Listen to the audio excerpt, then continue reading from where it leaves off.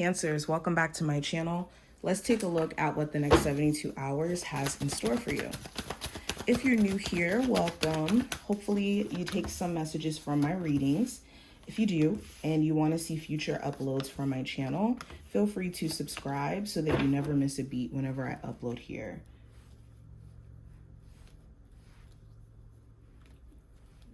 The card's all bent up because of the shuffling. And then we're going to do 3 cards for the messages from your spiritual team.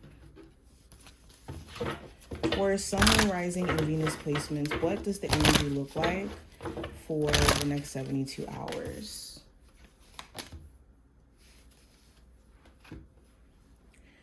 So Cancers, let's start with the general energy for you. We have the Tower. Now, don't be alarmed. The Tower card in this circumstance, and the Tower card always just talks about a restructuring where we realize what doesn't work for us foundationally anymore. Whether this is certain habits, certain patterns, this could be, certain things in our life revealing that it's no longer for us or things need to change. So I think that's what's happening or has happened going into this time frame, where things have been revealed to you and could be revealed to you in this time frame, where it's like, oh wow, this is really an issue. And if I don't fix this issue, then there's no way I can move forward with said person or said thing. Also, you could be addressing what in your life needs more stability, whether this is how you manage money, your emotions. There could be someone in your life who could be the Tower, where they're just so constantly, what's the word I want to use? Doing stuff that's so spontaneous or out of the blue that it's hard for you to have any real tangible understanding of what's going on, or if they're here, there, or everywhere. I also see something significant with an Aquarius. If not Aquarius, this just talks about someone that you end up meeting or connecting with where it could be a fated circumstance. So you could meet a business partner, you could meet a friend, you could meet a love interest randomly. So pay attention to who you may possibly meet. But we also have the 3 of Pentacles representing career and finance. So this does talk about working on a skill, developing a skill, and working on possibly multiple streams of income or a project to some degree. The 3 of Pentacles could also talk about like the coworkers that you have and whether or not you feel as if you fit in with the culture, or if you fit in, or even like the vibrations of the workplace. For some of you, that may not necessarily be the case. For others of you, it could be a situation where it's a step up from like a previous job. You could start to see progress though on whatever projects or skills that you're learning. And you could really see it pay off over the next couple of months. Going into love, we have the 4 of Pentacles in reverse. So for my singles, you could be trying your best not to have this extreme sense of boundaries where you can't let anybody in.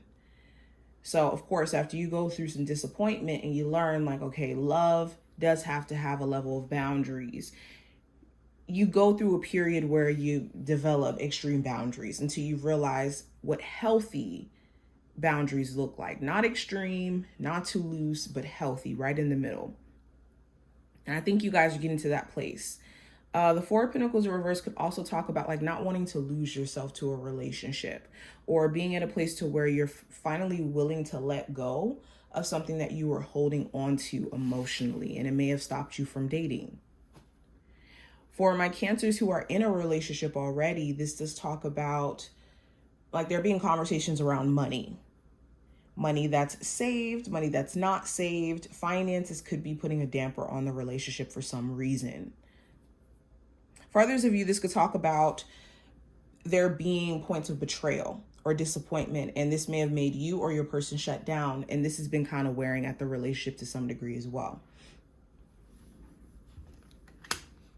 Now, advice, we have the 8 of Wands in reverse. So the advice here is Sometimes we need to slow down to make progress. And I know that that sounds contradictory because, like, what? Slow down to make progress. Sometimes we literally have to slow down so that we can make progress, so that we can see what's blocking us. Because if we just keep trying to go, go, go, go, go, and we're not seeing like what are real obstacles or things that oppose us from growing, we could just have our blessings spoiled by us not paying close enough attention. So some of you guys had to slow down, or at this current moment need to slow down to make the progress that you want to make.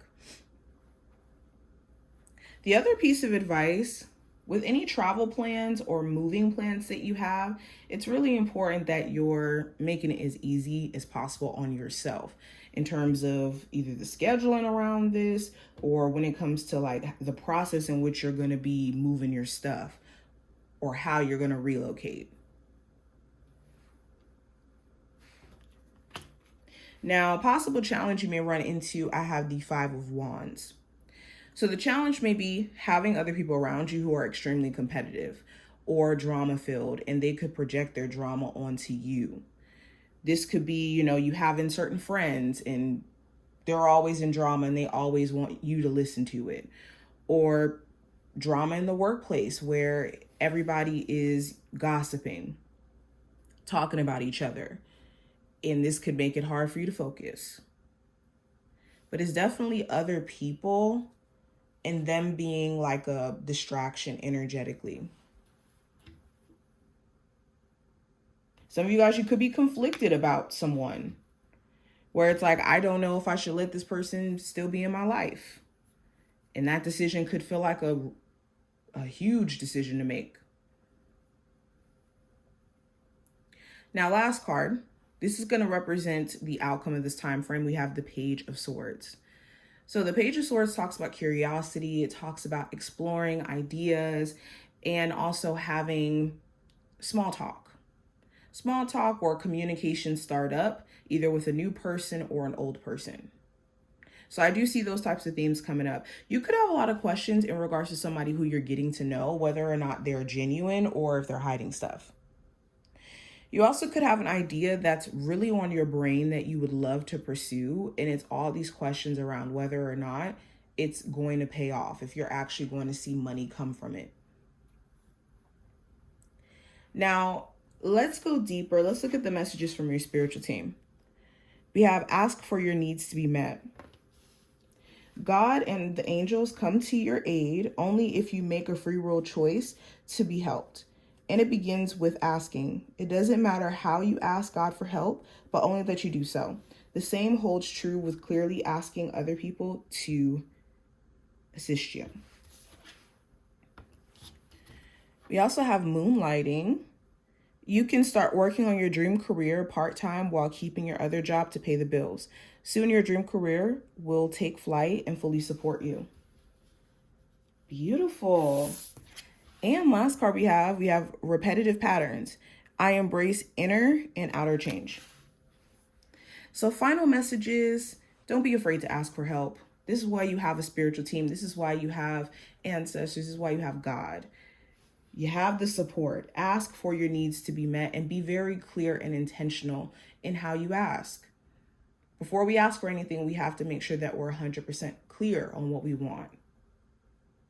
Also, you guys have the green light to work on your dream career and to actually show up for yourself. And I think that it's going to come with the cost of you addressing repetitive patterns or patterns that don't necessarily help you, and creating new repetitive patterns that are more in alignment with progress, or you shifting from negative patterns to positive ones. But this is what I see. I wish you the best of luck, and I will talk to you in the next one.